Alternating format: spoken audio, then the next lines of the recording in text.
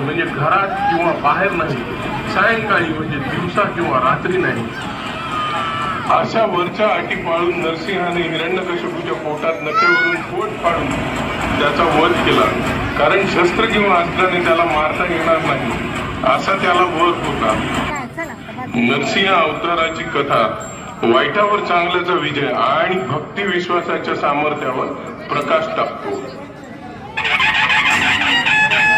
प्रिय गणेश भक्तांनो,